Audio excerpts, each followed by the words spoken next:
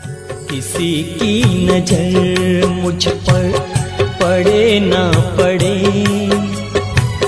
प्रभु की नजर का हुआ है असर। ओम शांति।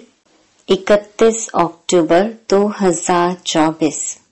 बाबा के महावाक्य।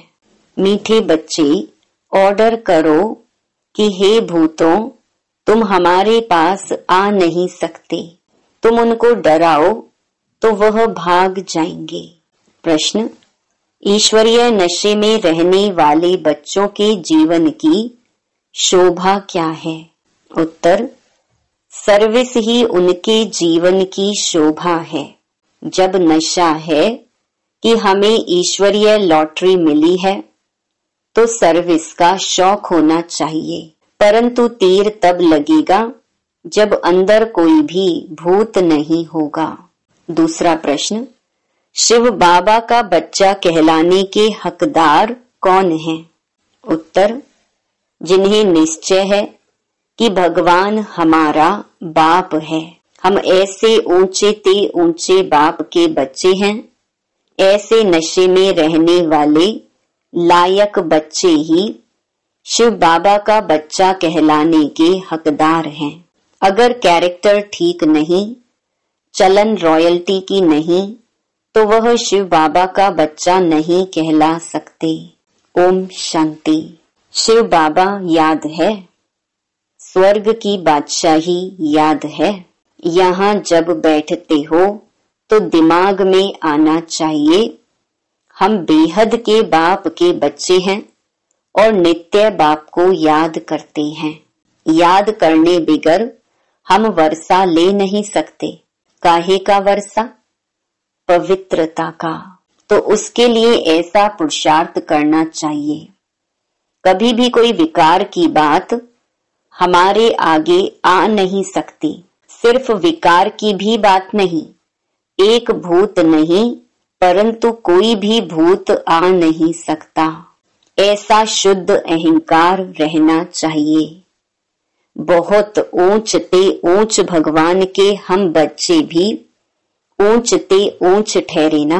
बातचीत चलन कैसी रॉयल होनी चाहिए। बाप चलन से समझते हैं यह तो बिल्कुल ही वर्थ नॉट अ पेनी है, मेरा बच्चा कहलाने का भी हकदार नहीं। लौकिक बाप को भी नालायक बच्चे को देख अंदर में ऐसे होता है। यह भी बाप है। बच्चे जानते हैं बाप हमको शिक्षा दे रहे हैं, परंतु कोई कोई ऐसे हैं जो बिल्कुल समझते नहीं। बेहद का बाप हमको समझा रहे हैं, वह निश्चय नहीं, नशा नहीं। तुम बच्चों का दिमाग कितना ऊंच होना चाहिए। हम कितने ऊंच बाप के बच्चे हैं। बाप कितना समझाते हैं, अंदर में सोचो हम कितने ऊंच ते ऊंच बाप के बच्चे हैं। हमारा कैरेक्टर कितना ऊंच होना चाहिए। जो इन देवी देवताओं की महिमा है वह हमारी होनी चाहिए। प्रजा की थोड़े ही महिमा है, एक लक्ष्मी नारायण को ही दिखाया है, तो बच्चों को कितनी अच्छी सर्विस करनी चाहिए। इन लक्ष्मी नारायण ने यह सर्विस की है ना। दिमाग कितना ऊंचा चाहिए। कई बच्चों में तो कोई फर्क ही नहीं, माया से हार खा लेते हैं तो और ही जास्ती बिगड़ जाते हैं। नहीं तो अंदर में कितना नशा रहना चाहिए। हम बेहद के बाप के बच्चे हैं। बाप कहते हैं सबको मेरा परिचय देते रहो। सर्विस से ही शोभा पाएंगे, तब ही बाप की दिल पर चढ़ेंगे। बच्चा वह जो बाप की दिल पर चढ़ा हुआ हो। बाप का बच्चों पर कितना लव होता है। बच्चों को सिर पर चढ़ाते हैं। इतना मोह होता है, परंतु वह तो है हद का मायावी मोह। यह तो है बेहद का। ऐसा कोई बाप होगा जो बच्चों को देख खुश ना हो। माँ बाप को तो अथाह खुशी होती है। यहाँ जब बैठते हो तो समझना चाहिए बाबा हमको पढ़ाते हैं। बाबा हमारा ओबीडियंट टीचर है। बेहद के बाप ने जरूर कोई सर्विस की होगी, तब तो गायन है ना। कितनी वंडरफुल बात है, कितनी उनकी महिमा की जाती है। यहाँ बैठे हो तो बुद्धि में नशा रहना चाहिए। सन्यासी तो है ही निवृत्ति मार्ग वाले, उन्हों का धर्म ही अलग है। यह भी अब बाप समझाते हैं। तुम थोड़े ही जानते थे सन्यास मार्ग को। तुम तो गृहस्थ आश्रम में रहते भक्ति आदि करते थे, तुमको फिर ज्ञान मिलता है, उनको तो ज्ञान मिलने का है नहीं। तुम कितना ऊंच पढ़ते हो और बैठे कितने साधारण हो नीचे। दिलवाड़ा मंदिर में भी तुम नीचे तपस्या में बैठे हो, ऊपर में वैकुंठ खड़ा है। ऊपर वैकुंठ को देख मनुष्य समझते हैं स्वर्ग ऊपर ही होता है। तो तुम बच्चों के अंदर में यह सब बातें आनी चाहिए कि यह स्कूल है, हम पढ़ रहे हैं। कहाँ चक्कर लगाने जाते हो तो भी बुद्धि में यह ख्यालात चले तो बहुत मजा आएगा। बेहद के बाप को तो दुनिया में कोई नहीं जानते। बाप के बच्चे बनकर और बाप की बायोग्राफी को ना जाने ऐसा भुट्टू कभी देखा? ना जानने के कारण कह देते वह सर्वव्यापी है। भगवान को ही कह देते आपे ही पूज्य आपे ही पुजारी। तुम बच्चों को अंदर में कितनी खुशी होनी चाहिए। हम कितने ऊंच पूज्य थे, फिर हम ही पुजारी बने हैं। जो शिव बाबा तुमको इतना ऊंच बनाते हैं, फिर ड्रामा अनुसार तुम ही उनकी पूजा शुरू करते हो। इन बातों को दुनिया थोड़े ही जानती है कि भक्ति कब शुरू होती है। बाप तुम बच्चों को रोज रोज समझाते ही रहते हैं। यहाँ बैठे हो तो अंदर में खुशी होनी चाहिए ना। हमको कौन पढ़ाते हैं? भगवान आकर पढ़ाते हैं। यह तो कभी सुना भी नहीं होगा। वह तो समझते हैं गीता का भगवान श्री कृष्ण है तो श्री कृष्ण ही पढ़ाता होगा। अच्छा, श्री कृष्ण भी समझो तो भी कितनी ऊंच अवस्था होनी चाहिए। एक किताब भी है मनुष्य मत और ईश्वरीय मत का। देवताओं को तो मत लेने की दरकार ही नहीं है। मनुष्य चाहते हैं ईश्वर की मत। देवताओं को तो मत लेने की दरकार ही नहीं है। मनुष्य चाहते हैं ईश्वर की मत। देवताओं को तो मत अगले जन्म में मिली थी जिससे ऊंच पद पाया। अभी तुम बच्चों को श्रीमत मिल रही है श्रेष्ठ बनने के लिए। ईश्वरीय मत और मनुष्य मत में कितना फर्क है। मनुष्य मत क्या कहती है, ईश्वरीय मत क्या कहती है, तो जरूर ईश्वरीय मत पर चलना पड़े। कोई से मिलने जाते हैं तो कुछ भी ले नहीं जाते। याद नहीं रहता किसको क्या सौगात देनी चाहिए। यह मनुष्य मत और ईश्वरीय मत का कॉन्ट्रास्ट बहुत जरूरी है। तुम मनुष्य थे तो आसुरी मत थी और अभी ईश्वरीय मत मिलती है। उनमें कितना फर्क है। यह शास्त्र आदि सब मनुष्यों के ही बनाए हुए हैं। बाप कोई शास्त्र पढ़कर आते हैं क्या? बाप कहते हैं मैं कोई बाप का बच्चा हूँ क्या? मैं कोई गुरु का शिष्य हूँ क्या जिससे सीखा हूँ? तो यह भी सब बातें समझानी चाहिए। भल यह जानते हैं कि बंदर बुद्धि हैं, परंतु मंदिर लायक बनने वाले भी हैं ना। ऐसे बहुत मनुष्य मत पर चलते हैं, फिर तुम सुनाते हो कि हम ईश्वरीय मत पर क्या बनते हैं, वह हमको पढ़ाते हैं। भगवान वाच हम उनसे पढ़ने जाते हैं। हम रोज 1 घंटा पौना घंटा जाते हैं। क्लास में जास्ती टाइम भी लेना नहीं चाहिए। याद की यात्रा तो चलते फिरते हो सकती है। ज्ञान और योग दोनों ही बहुत सहज हैं। अल्फ का है ही एक अक्षर। भक्ति मार्ग के तो ढेर शास्त्र हैं। इकट्ठा करो तो सारा घर शास्त्रों से भर जाए। कितना इन पर खर्चा हुआ होगा। अब बाप तो बहुत सहज बताते हैं। सिर्फ बाप को याद करो तो बाप का वर्षा है ही स्वर्ग की बादशाही।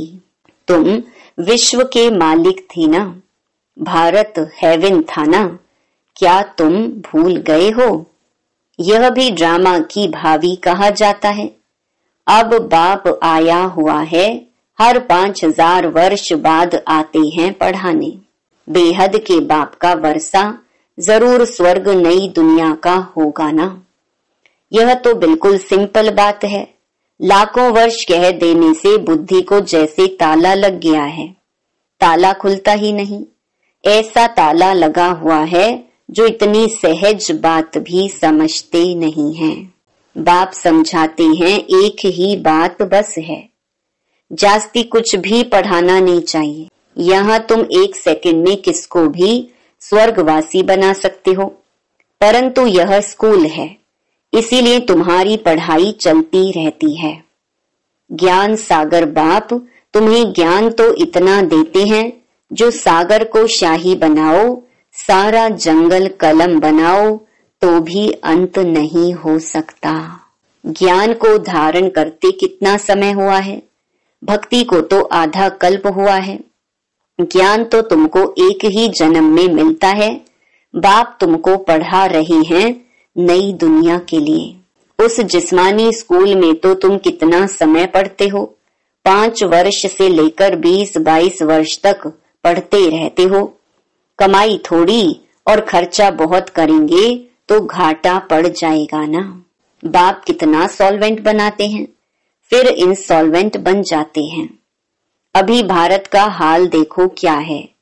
फलक से समझाना चाहिए, माताओं को खड़ा होना चाहिए। तुम्हारा ही गायन है वंदे मातरम। धरती को वंदे मातरम नहीं कहा जाता है, वंदे मातरम मनुष्य को किया जाता है। बच्चे जो बंधन मुक्त हैं वही यह सर्विस करते हैं। वह भी जैसे कल्प पहले बंधन मुक्त हुए थे वैसे होते रहते हैं। अबलाओं पर कितने अत्याचार होते हैं। जानते हैं हमको बाप मिला है तो समझते हैं बस अब तो बाप की सर्विस करनी है। बंधन है ऐसे कहने वाले रीढ़ बकरियां हैं। गवर्नमेंट कभी कह ना सके कि तुम ईश्वरीय सर्विस ना करो। बात करने की हिम्मत चाहिए ना। जिसमें ज्ञान है वह तो इतने में सहज बंधन मुक्त हो सकते हैं।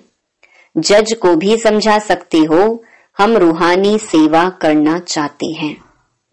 रूहानी बाप हमको पढ़ा रहे हैं। क्रिश्चियन लोग फिर भी कहते हैं लिबरेट करो, गाइड बनो। भारतवासियों से फिर भी उन्हों की समझ अच्छी है। तुम बच्चों में जो अच्छे समझदार हैं उनको सर्विस का बहुत शौक रहता है।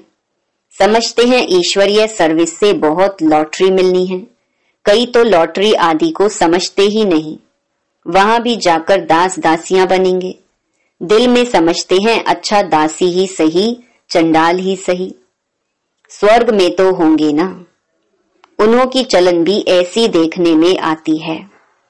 तुम समझते हो बेहद का बाप हमको समझा रहे हैं। यह दादा भी समझाते हैं। बाप इन द्वारा बच्चों को पढ़ा रहे हैं। कोई तो इतना भी समझते नहीं। यहाँ से बाहर निकले खलास। यहाँ पर बैठे भी जैसे कुछ समझते नहीं। बुद्धि बाहर भटकती धक्का खाती रहती है। एक भी भूत निकलता नहीं है। पढ़ाने वाला कौन और बनते क्या हैं? साहूकारों के भी दास दासियां बनेंगे ना। अभी भी साहूकारों के पास कितने नौकर चाकर रहते हैं। सर्विस पर तो एकदम उड़ना चाहिए। तुम बच्चे शांति स्थापन अर्थ निमित्त बने हो, विश्व में सुख शांति स्थापन कर रहे हो। प्रैक्टिकल में तुम जानते हो हम श्रीमत पर स्थापन कर रहे हैं। इसमें अशांति कोई होनी नहीं चाहिए। बाबा ने यहाँ भी बहुत ऐसे अच्छे अच्छे घर देखे हुए हैं। एक घर में 6-7 बहुएं इकट्ठी इतना प्यार से रहती हैं, बिल्कुल शांति लगी रहती है। बोलते थे हमारे पास तो स्वर्ग लगा पड़ा है। कोई खिटखिट की बात नहीं, सब आज्ञाकारी हैं। उस समय बाबा को भी सन्यासी ख्यालात थे। दुनिया से वैराग्य रहता था। अभी तो यह है बेहद का वैराग्य, कुछ भी याद ना रहे। बाबा तो नाम सब भूल जाते हैं। बच्चे कहते हैं, बाबा आप हमको याद करते हैं? बाबा कहते, हमको तो सबको भूलना है, न विसरो न याद रहो। बेहद का वैराग्य है ना, सबको भूलना है। हम यहाँ के रहने वाले थोड़े ही हैं। बाप आया हुआ है अपना स्वर्ग का वर्षा देने। बेहद का बाप कहते हैं, मुझे याद करो तो तुम विश्व के मालिक बन जाएंगे। यह बैज बहुत अच्छा है समझाने के लिए। कोई मांगे तो बोलो, समझ कर लो। इस बैज को समझने से तुमको विश्व की बादशाही मिल सकती है। शिव बाबा इस ब्रह्मा द्वारा डायरेक्शन देते हैं, मुझे याद करो तो तुम यह बनेंगे। गीता वाले जो हैं वह अच्छी रीति समझ लेंगे, जो देवता धर्म के होंगे। कोई कोई प्रश्न पूछते हैं, देवताएं गिरते क्यों हैं? अरे यह चक्कर फिरता रहता है, पुनर्जन्म लेते लेते नीचे तो उतरेंगे ना। चक्कर तो फिरना ही है। हर एक के दिल में यह आता जरूर है, हम सर्विस क्यों नहीं कर सकते हैं। जरूर मेरे में कोई खामी है। माया के भूतों ने नाक से पकड़ा हुआ है। अब तुम बच्चे समझते हो, हमको अब घर जाना है, फिर नई दुनिया में आकर राज्य करेंगे। तुम मुसाफिर हो ना, दूर देश से यहाँ आकर पाठ बजाते हो। अभी तुम्हारी बुद्धि में है, हमको अमरलोक जाना है, यह मृत्यु लोक खलास हो जाना है। बाप समझाते तो बहुत हैं, अच्छी रीति धारण करना है, इसको फिर उगारते रहना चाहिए। यह भी बाप ने समझाया है। कर्म भोग की बीमारी उथल खाएगी, माया सताएगी, परंतु मूंझना नहीं चाहिए। थोड़ा कुछ होता है तो हैरान हो जाते हैं। बीमारी में मनुष्य और भी भगवान को जास्ती याद करते हैं। बंगाल में जब कोई बहुत बीमार होता है तो उनको कहते हैं, राम बोलो राम बोलो। देखते हैं अब मरने पर है तो गंगा पर ले जाकर हरि बोल करते हैं, फिर उनको ले आकर जलाने की क्या दरकार है। गंगा में अंदर डाल दो ना, कच्छ मच्छ आदि का शिकार हो जाएगा, काम में आ जाएगा। पारसी लोग रख देते हैं तो वह हड्डियां भी काम में आती हैं। बाप कहते हैं, तुम और सब बातें भूल मुझे याद करो। अच्छा, मीठे मीठे सिकी लधे बच्चों प्रति माता पिता बाप दादा का याद प्यार और गुड मॉर्निंग। रूहानी बाप की रूहानी बच्चों को नमस्ते। धारणा के लिए मुख्य सार। पहला, बंधन मुक्त बनकर भारत की सच्ची सेवा करनी है। फलक से समझाना है कि हमें रूहानी बाप पढ़ा रहे हैं, हम रूहानी सेवा पर हैं। ईश्वरीय सेवा की उछल आती रहे। दूसरा, कर्म भोग की बीमारी व माया के तूफानों में मूंझना व हैरान नहीं होना है। बाप ने जो दिया है उसे उगारते बाप की याद में हर्षित रहना है। वरदान, निराकार और साकार दोनों रूपों के यादगार को विधि पूर्वक मनाने वाली श्रेष्ठ आत्मा भव। दीपमाला अविनाशी अनेक जगे हुए दीपकों का यादगार है। आप चमकती हुई आत्माएं दीपक की लौ मिसल दिखाई देती हो, इसलिए चमकती हुई आत्माएं दिव्य ज्योति का यादगार स्थूल दीपक की ज्योति में दिखाया है। तो एक तरफ निराकारी आत्मा के रूप का यादगार है, दूसरी तरफ आपके ही भविष्य साकार दिव्य स्वरूप लक्ष्मी के रूप में यादगार है। यही दीपमाला देव पद प्राप्त करती है।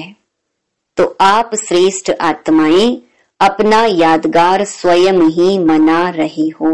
स्लोगन, नेगेटिव को पॉजिटिव में चेंज करने के लिए अपनी भावनाओं को शुभ और बेहद की बनाओ। ओम शांति।